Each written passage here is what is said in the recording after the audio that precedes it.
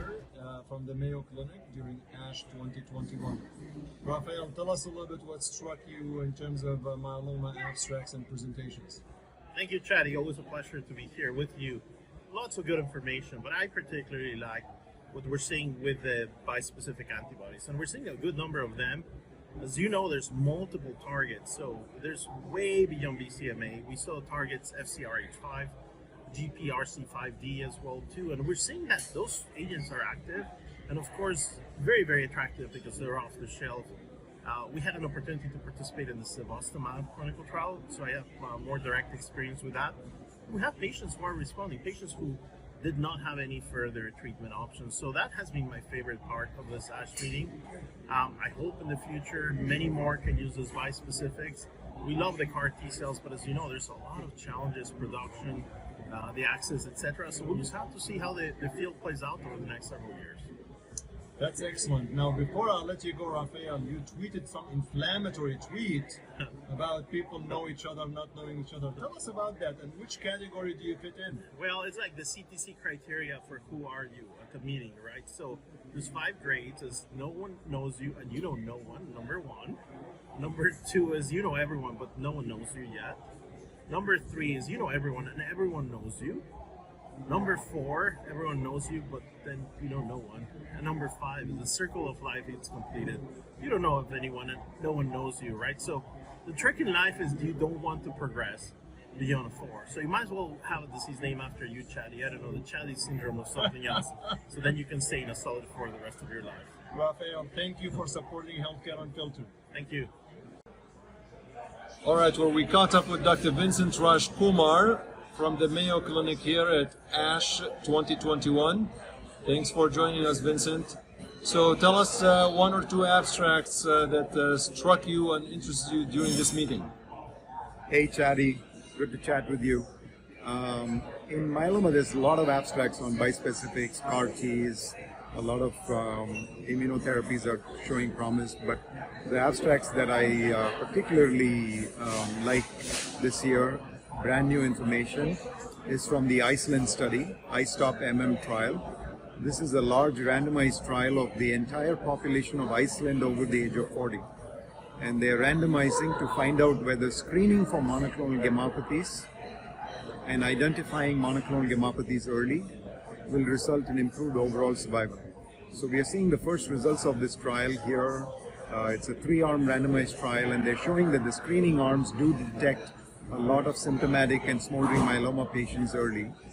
They've also identified the prevalence of smoldering myeloma, which is 0.5% of the general population.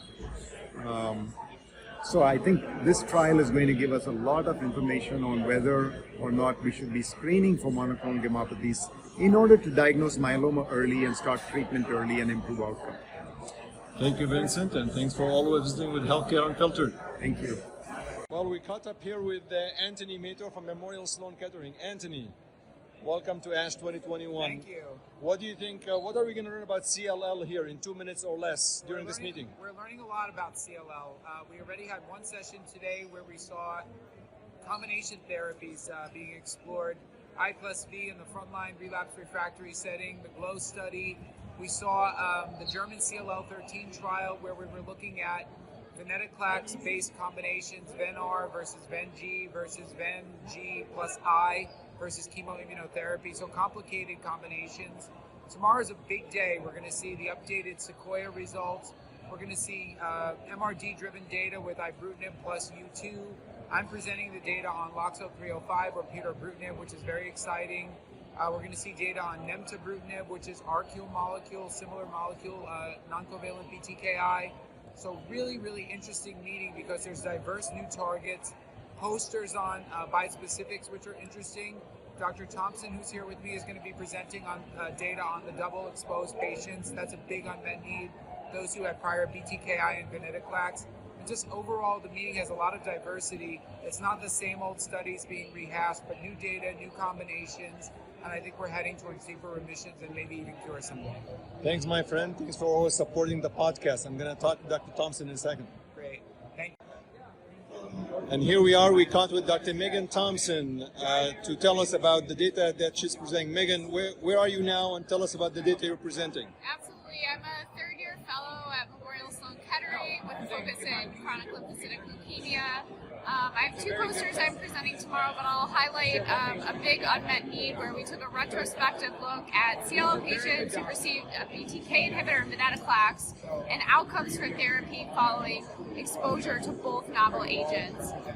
And so you'll see the data in the poster session tomorrow, but we found that PI3 kinase inhibitors, chemoimmunotherapy combinations, had some responses, but overall they're not durable. With some of the more novel approaches, CAR T-cell therapy, the non-covalent BTK inhibitors have higher response rates, looks like the potential for more durable remissions, and we'll also see updated data for the non-covalent BTK inhibitor pirtobrutinib, as well as the other non-covalent BTK inhibitor nemtabrutinib in the CLL oral session tomorrow. So a lot of exciting data, a lot of unmet needs in CLL that we highlight with our retrospective research, but a lot of prospective data and new molecules coming out of the oral sessions at this meeting. It's getting pretty complicated managing CLL, huh? Absolutely. There's a lot of agents, but we really need to find the best way to select patients for doublet and triplet combinations versus sequencing monotherapies. Well, enjoy the meeting. Thanks for supporting Healthcare Unfiltered. Absolutely. Thanks so much. Dr. Bogle, we caught up with Dr. Bogle here from UPenn during the ASH 2021. So tell us about what you're presenting at this meeting.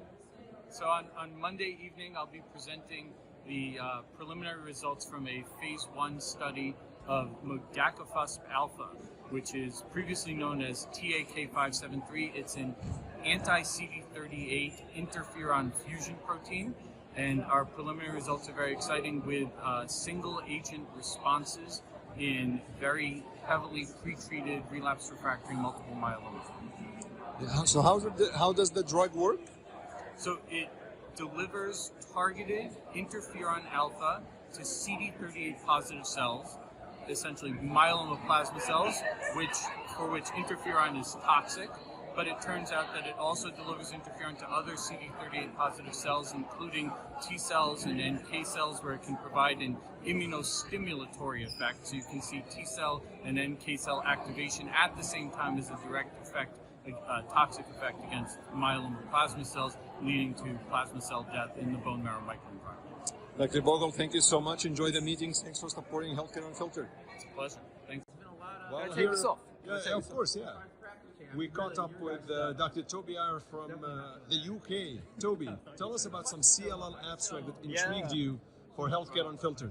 I mean, there's been so many great abstracts in the last 48 hours. It's hard to get your head around it all. I mean, the standout one for me is the pirtobrutinib update data in CLL. I mean, we've seen, some fantastic efficacy in heavily pretreated patients with CIS481 mutations, pentad failures, those who are all exposed to prior BTK inhibitors. So, watch this space with that agent moving forward into randomized trials. It's a very exciting time. So, that's my pick for today. That is wonderful. Show us what t-shirt do you have in your hand? Apparently I deserve this for a 1 minute interview. But there absolutely. We go. I mean, thank you so much. Enjoy your ASH 2021. You too. Don't worry, I'll retweet that you're not wearing a mask. Here's Dr. Matt Wilson. Thank you so much for joining me on Healthcare Unfiltered again. You were a prior guest on the podcast, but you had an amazing presentation on CNS prophylaxis in large cell lymphoma, which is what you debated on the podcast. Tell us about the presentation you just did. Sure, I presented data from a large kind of international retrospective study. We looked at comparing timing of high-dose methotrexate primarily, so giving it intercalated or giving it at the end of R-CHOP. We found essentially no difference in CNS relapse rate when you wait and deliver it at the end of R-CHOP. And we showed significantly increased delays in the patients who had it intercalated. So I think the other thing we saw was in our high-risk patients, the rates of CNS relapse despite methotrexate were concerningly high. So I think our data, along with data presented yesterday by Dr. Kat Lewis, where they presented a large study of looking at patients who had or did not have high-dose methotrexate and showed no apparent benefit in the high-risk group as well. So personally, I think going forward, we're looking at using high-dose methotrexate a lot less. You could debate whether or not anyone should be getting it. I think there maybe are still some very high-risk subgroups where we we still don't know for sure if they benefit or not. But certainly our data would suggest using it at the end of treatment if you're going to use it at all, and also try to deliver it earlier in the R-CHOP cycle so that you don't cause delays if you're intercalating. In 30 seconds or less, why would you ever use it after your own presentation? I think it's those small subgroups, the very high risk, the CNS IPI 6, the testicular, the breast. I think that we don't have enough power to say that they definitely wouldn't benefit. I think we have prospective data for testicular patients showing that using CNS prophylaxis may help. So I think it's those ultra high risk groups where maybe it's still warranted, but it's a matter of debate. Thank you, Matt. Enjoy the ASH 2021. What t-shirt do you have in your hand? I've actually got a really nice fetching Healthcare Unfiltered t-shirt. I've been waiting about 6 months for it. Excellent. After the podcast. Excellent. So, yeah, I'm delighted. Thank you so much. Thank you. Here we are. Healthcare Unfiltered caught up with Dr. Alan Carpnics. He goes by Carbs, right? Previous and frequent guest on Healthcare Unfiltered. Alan, we just heard the Zuma 7 trial. What's your opinion on what you heard from Dr. Fredlaki and colleagues? This was a great presentation. It was a very interesting trial trying to challenge the standard of care of salvage chemotherapy with autologous stem cell transplantation for patients with relapsed refractory diffuse large B-cell lymphoma, such as the Transform trial that was presented yesterday. It enrolled patients who had either primary refractory DLBCL or DLBCL that relapsed within 12 months of initial therapy. And in this study, patients were randomized to either salvage chemotherapy followed by autologous stem cell transplantation or to go directly to axi-cell or Yescarta salvage with the primary endpoint of event-free survival after either of these treatments. This is a population that, particularly the patients with primary refractory disease, salvage chemotherapy is expected to lead to low response rates. A little bit more in patients who had a previous response and then presented an early relapse, but nevertheless high-risk patients. 3 times more patients who received axi-cell than patients who received definitive therapy with ASCT, and the event-free survival was significantly superior in favor of axi-cell. So I think that taking together the data that was presented right now, Transform, I do believe this is practice changing for patients with the primary refractory or early relapse DLBCL using CAR-T as a second-line salvage. I'm still interested in looking at the Belinda trial results that were not as positive as these other 2 studies. So more to come. Touch base with me again after Belinda, and then we can talk. Thank you so much, and Sure. I appreciate you supporting the Healthcare Unfiltered. My pleasure. Where's my t-shirt? Right here. Well, it's such a pleasure to meet and chat with Dr. Sanam Lagavi from MD Anderson Cancer Center. Sanam, welcome to Healthcare Unfiltered. Tell us a little bit about what you presented at ASH, you and your team. Thank you so much, Chadi, for having me. It's a pleasure to be here. We had an abstract actually presented today as an oral by our fellow Dr. Curtis Lakowitz. It was on the hierarchy of IDH mutations in NPM1 mutated AML, on the clonal hierarchy. We looked at a series of NPM1 mutated AMLs by next generation sequencing, and then we had a single cell cohort that we also added as a comparison group and looked at the clonal hierarchy of IDH mutations in this setting of patients. There's several interesting things that we found. One is despite popular belief that IDH mutations tend to usually be early events, at least in the setting of NPM1 mutated AML. We had some patients that had later acquired IDH1 mutations, and we found this based either on the single cell DNA cohort, which gives you definitive, proof of the timing of the acquisition of the acquisition of mutations, or based on the remission samples and the clearance of IDH mutations and their variant allele frequency. So we had samples that had IDH1 mutations with variant allele frequencies that were much lower than the dominant NPM1 mutated clone. And so some of the things that we found were that IDH1 mutations tended to be later events and more often subclonal compared to IDH2. I think one of the most important findings in our study was that in patients that have persistent IDH mutations in the setting of NPM1 clearance, if they clear their MRD by flow, then the persistence of IDH mutations has no impact on survival. And that's very important because the data and the literature right now is very controversial on that. And then also that, the outcomes that in the patients that have IDH mutations is really good with intensive chemotherapy. And I think that's something that has been now shown by others too. Thank you so much, Sanam. Of course, my pleasure. Thank you so much for having me. I'm here with Dr. Imuberge from Indianapolis. Rimu, I was at the plenary session yesterday at ASH 2021, and you asked a very provocative, important question. Tell us what you asked, why you asked it, how did you feel the reaction to the question were, and what are the solutions? So the ZUMA-7 study yesterday showed an improvement in outcomes in diffuse large cell lymphoma as first-line therapy in the relapse setting. But that study had no people of color. It was essentially a study that did not include minorities. And how do we know that the study shows data that's applicable to that population? So the question I asked is, why was this the case? And the answer was, it was difficult to enroll. And I feel that that is not good enough in today's world. We ought to do better. I was surprised because there was cheering of the question, and that was very touching. But we need to move beyond that study. And it's not just that study. A lot of the studies that were presented at ASH over this past meeting do not have data to support its use in minorities and people of color. Here are solutions. One, we have in Indianapolis a so-called DRIVE initiative.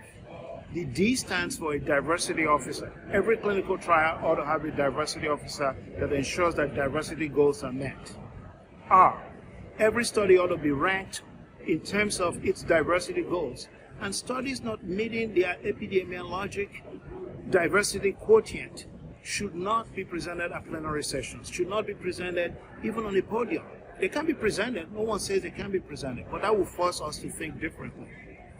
Similarly, that ranking system ought to be used across the board so that studies are ranked from 0 to 5, and nobody is going to want to be 0.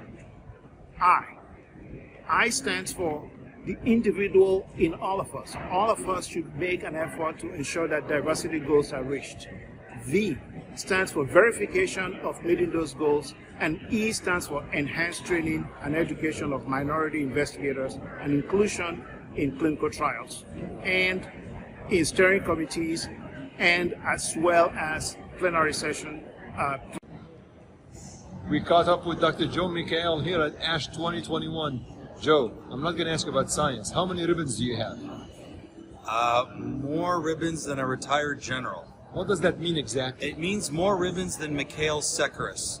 We have a hashtag ribbon battle every year. Right. Mikhail, I love you, but 1, you spell your name incorrectly. Right. And 2, I have more ribbons than you. Right. And you have more ribbons than Rafael Fonseca. Rafael Fonseca is a living legend, so I won't speak ill of him. But I'm just happy to be back in person. I love this man. To be able to hug my friends and family here. And if you're not here at ASH, we miss you. Next year, New Orleans. Thank you. Thank you. Thank you. All right. Cameron, what's going on here? Okay. We are giving Papa Heem a Panther Elective shirt because of his support of our amazing endeavor and Heem Panther Education. Woo! Thank you. It's an honor. There we go. It's our honor. Show us what t-shirt, what shirt is this? Show us what that is. Well, I got my hands are full, but it's a nice sweatshirt. Look at that. Very nice. Amazing. That's flat for you. It's way too big for you, but that's okay. No, it's just going to be great. I'm going to wear it right now. Do you have any acceptance speech, Aaron? No, I'm thankful to take this beautiful shirt and wear it for the rest of ASH. All right. Thank you. Excellent. Congratulations on this award. And here we are. We caught with Dr. Kamran Mirza from Loyola University Medical Center at ASH 2021. Kamran, welcome to Healthcare Unfiltered. Thank you. I'm curious, just maybe tell us a little bit about two things. Why do pathologists even attend this hematology meeting? How do you integrate hematopathology into ongoing research?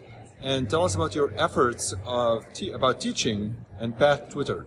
Sure, absolutely. So I think that if you think of hematology, hematopathology is part of that team. I think all the data that you need to make excellent decisions for your patients is coming from the laboratory in one way or the other, whether it be genetic data, morphologic data, or immunohistochemical data. And so I think at least part of the reason I did HemePath was because of this amazing collaboration that hematologists and hematopathologists have being part of the team. And so education goes hand in hand. It's a passion of mine, and HemePath education, if you haven't been to the free website, it's called pathellective.com. We created it. A bunch of pathologists got together and made it last year. There are amazing hematology kind of lectures there and a whole curriculum. Education, I think, is at the heart of what we do, and I think that whether it be educating pathology trainees or hematology trainees, I think we're all working towards like better patient care. Tell us, what's the website again? I'm going to start going on it. I didn't know about it. Sure, it's www.pathellective.com. It's totally free. You can click into if you're a hematology person, you can click into the hematology or the HemePath sections, and you'll get a bunch of like information that is relevant to your practice, and it's all free. Okay, well, thank you so much, Dr. Mirza, for joining Healthcare Unfiltered. What's that T-shirt you're holding? This is a present of all presents, my highlight of ASH 21. Excellent. Look at this amazing soft T-shirt. We love brilliant. That. Thank you. Thank you. Well, I mean, here we are with, Dr. Mikhail Sikiris and Dr. David Simo, who's like bombing this, but well, welcome, Dr. Stephen. Dr. Sikiris, what do you have to say about this guy, Joe Mikhail, who is simply saying that you don't even have the ribbons? He really puts you on blast on social media. Yeah, there's a part of me that really feels bad for Joe. Because first of all, there is a rumor circulating that he augments his ribbons. Well, I can't substantiate it. I've just heard this on the street. Okay? Right. And the second is that sometimes people put value in ribbons when they don't have good friends that they can meet with at ASH. Yeah. So I do wish Joe safe travels home with his ribbons, and look forward to seeing Joe and his ribbons next year. I mean, look at Steensma. He has no ribbons whatsoever. I never picked mine up, Did you even qualify for the ribbon? I do. Did you qualify? Oh, jeez. I'm in the amateur. Well, guys, you got a sympathy It's ribbon. all epaulets. That's what Dick Feynman said.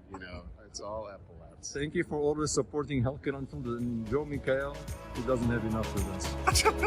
Bye.